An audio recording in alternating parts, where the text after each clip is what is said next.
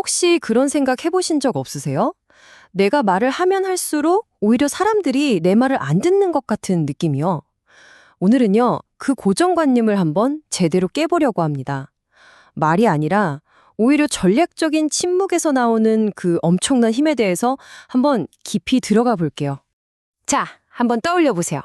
정말 완벽한 조언, 누가 봐도 명백한 해결책이 나한테 있었어요.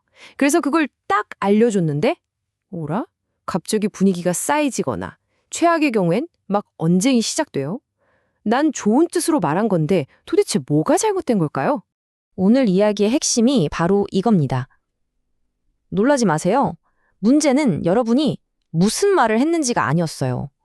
여러분의 조언이 틀려서가 아니었다는 거죠. 모든 건 타이밍의 문제였습니다. 여러분의 그 빛나는 말이 상대방의 굳게 닫힌 귀에는 그냥 튕겨 나갔던 거예요. 자, 그럼 이 문제에 한번 제대로 파고 들어보죠. 우리는 이걸 내 답이라는 함정이라고 부를 건데요. 사실 우리 모두가 매일같이 이 함정에 빠졌다 나오기를 반복합니다.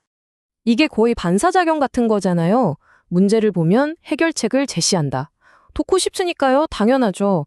근데 상대방 입장에서는요. 그게 도움처럼 안 느껴질 때가 많아요. 마치 넌 틀렸고 내가 정답을 알려줄게 이렇게 들리는 거죠. 이건 자존심 문제거든요. 누구도 이런 식으로 지적받는 걸 좋아하지 않아요. 즉각적으로 방어벽만 세우게 할 뿐이죠. 이 한 문장이 이 모든 철학의 정수라고 할 수 있습니다. 마음속에 깊이 새겨두면 좋을 것 같아요. 들을 준비가 안 된 사람한테 하는 말은요, 그냥 시간 낭비, 에너지 낭비에서 그치는 게 아닙니다. 오히려 내 신뢰도를 내 손으로 깎아내리는 행동이 될 수 있어요. 어쩌면 친구가 될 수도 있었던 사람을 적으로 만드는 일이 될 수도 있고요. 그렇다면 말하기가 함정이라면 탈출구는 뭘까요? 그건 바로 첫 번째 수련, 침묵에서 시작됩니다. 근데 이건 그냥 입 다물고 가만히 있으라는 뜻이 아니에요.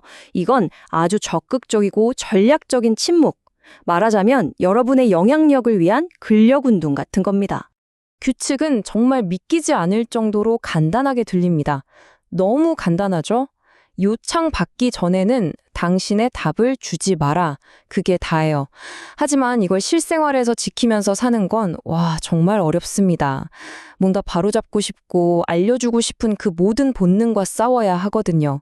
하지만 이 한 가지 규칙을 마스터하는 게 앞으로 우리가 이야기할 모든 것의 단단한 기반이 됩니다.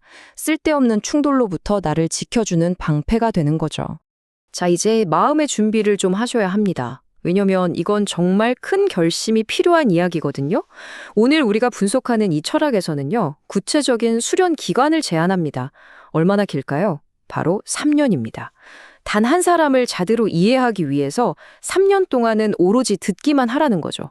이건 잠깐 써먹는 인생 꿀팁 같은 게 아니에요. 타인과의 관계 속에서 나의 존재 방식을 근본적으로 바꾸는 작업인 거죠. 그럼 그 3년 동안 대체 뭘 해야 할까요? 그냥 멍하니 앉아있으면 되는 걸까요? 절대 아닙니다. 이 침묵의 기간은 텅 빈 시간이 아니에요. 바로 여러분의 수련장입니다. 진짜 내면의 힘을 기르기 위해 아주 적극적으로 훈련하는 시간이죠. 그리고 이 훈련의 목표는 바로 질량이라는 걸 쌓아 올리는 겁니다. 여러분의 내면의 무게, 영적인 중력 같은 거라고 생각하면 쉬울 것 같아요. 다른 사람들이 자기 의견을 퍼뜨리느라 에너지를 막 밖으로 뿜어낼 때 여러분은 조용히 모든 걸 흡수하면서 정보와 경험 그리고 이해를 안으로 끌어당기는 거죠. 시간이 지날수록 여러분은 점점 더 묵직하고 실체 있는 존재가 되어가는 겁니다. 그럼 이 질량은 대체 어떻게 쌓일 수 있을까요? 여기 4단계 운동법이 있습니다. 첫째, 입은 닫고 귀는 여세요. 너무 당연하죠? 둘째, 이게 핵심인데 판단 없이 흡수하세요. 내 기준으로 필터링하지 마세요. 셋째, 좋은 이야기든 나쁜 이야기든 특히 속으로 저건 진짜 아닌데? 라고 소리치게 만드는 이야기까지 전부 들으세요. 그리고 마지막으로 절대로 바로잡으려 하지 마세요. 논쟁하지 마세요. 그냥 흡수하는 겁니다. 여러분의 유일한 임무는 스펀지가 되는 거예요.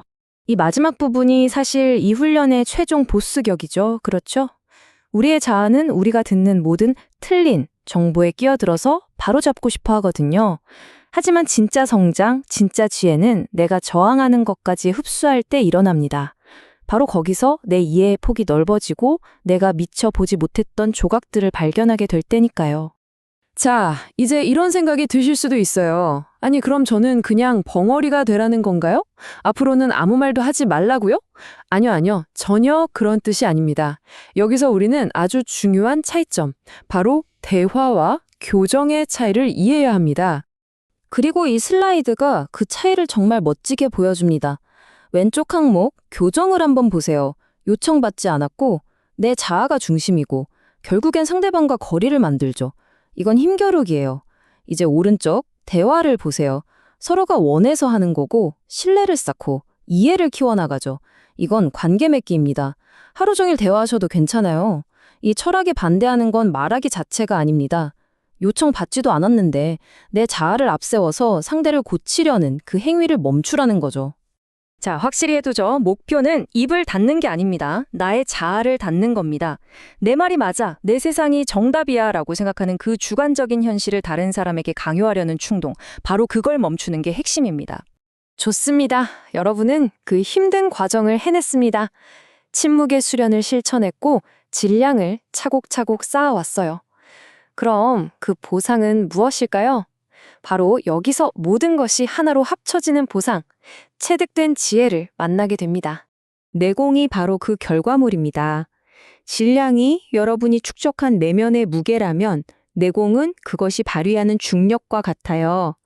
사람들이 여러분 곁에 있을 때 그냥 느낄 수 있는 그 부인할 수 없는 내면의 힘, 그 깊은 지혜와 명료함이죠.